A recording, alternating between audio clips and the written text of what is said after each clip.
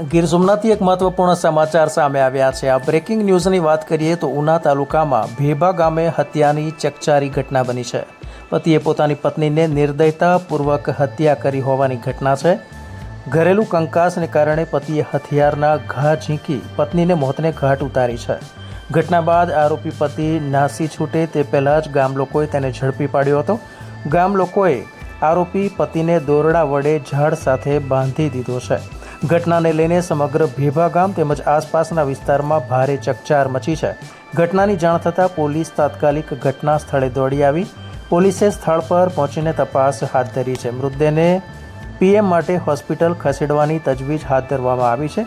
Police દ્વારા આરોપી પતિ સામે હત્યાનો ગુનો નોંધવાની કાર્યવાહી કરવામાં આવી રહી છે। આ બનાવને લઈને સમગ્ર વિસ્તારમાં શોકનો માહોલ છે। Voice of Una, Hussain Bhadarka.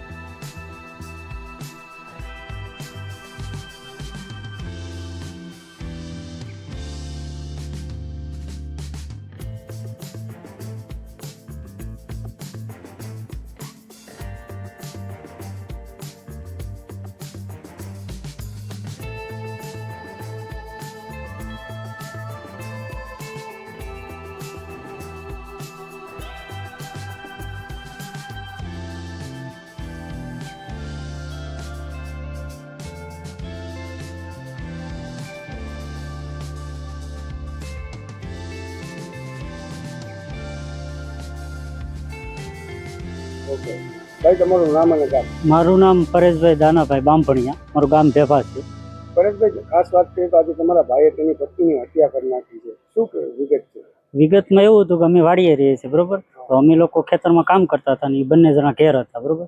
એ બંને જણા વસાડે શું માથાકૂટ થઈને કઈ ખબર નહીં, અને આવી ઘટના બની ગઈ છે। કેના વડે હુમલો કર્યો હતો? તો કવાડીથી હુમલો કર્યો હતો। પછી આ ભાઈ તમારા જે છે એને કઈ માનસિક બીમારી કે ના, થોડીક મગજની છે ને એને તકલીફ હતી થોડીક। હા, 3-4 દિવસથી થોડીક તકલીફ હતી ને મગજની। શું કામ કરે છે તમારા ભાઈ? એ બોટમાં પણ જાય છે ને હિરાય ખાસ। ને એને કઈ દારૂનું કે કઈ વ્યસન હતું?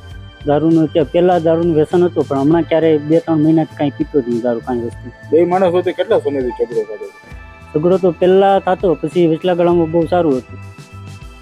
આજરોજ તમારા ભાઈ જે છે તેની પત્નીની હત્યા કરી અને પોતે પણ આત્મહત્યા કરવા જતો એવી વાત લોકમુખે ચર્ચાય છે, શું છે? હા, એ પોતે બધું હત્યા કરીને પછી બહાર નીકળ્યો, કહેતો હતો કે હું મરી જાઉં, એવી રીતની વાત। પછી અમે લોકોએ કાંઈ નહીં, પછી એણે કીધું કે આવું બની ગયું, પછી અમે ઘરે ગયા ને એ પછી નાન્યા ઊભો જ એને દોરડા વડે બાંધી રાખવામાં આવ્યા હતા? તમારા ભાઈને દોરડાથી બાંધી દીધા હતા? હું? હા, બાંધી દીધા હતા દોરડાથી।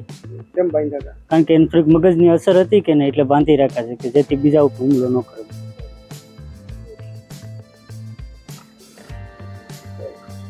ભાઈ, તમારું નામ ને ગામ?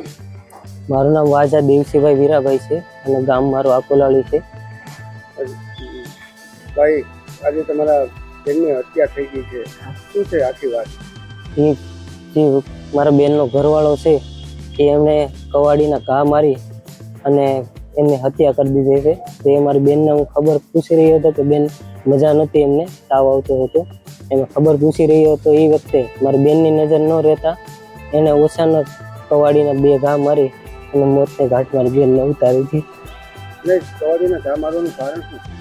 તો એ 2 જણાને ડખો હાલતો હશે, એના ઘરવાળાએ 2 જણાનો તેને કવાડીને ઘા મારીને હત્યા કરી। તમને કેવી રીતે જાણ છે? મેં બેનભાઈ ફોનમાં વાત કરતા હતા, એ વેળા મેં પછી ફોન કપાઈ ગયો એટલે મેં ફરી પાછો ફોન કર્યો, ત્યારે એને જે મારા બેનનો ઘરવાળો છે એને કીધું કે મેં તારી બેનની હત્યા કરી નાખી છે। તમારા બેનને કેટલા સંતાનો? 2 દીકરાઓ છે અને 1 દીકરી છે। એમાં 1 દીકરો છે એને માનસિક બીમારી પણ છે। ઓકે, આ ભાઈ જે તમારા બનેવી છે શું કામ ધંધો કરતા હતા? એ બોટનો ધંધો કરતો હતો અને હમણાં આવીને રોજ ને રોજ હેરાન કરીને ઝઘડા કરતો હતો।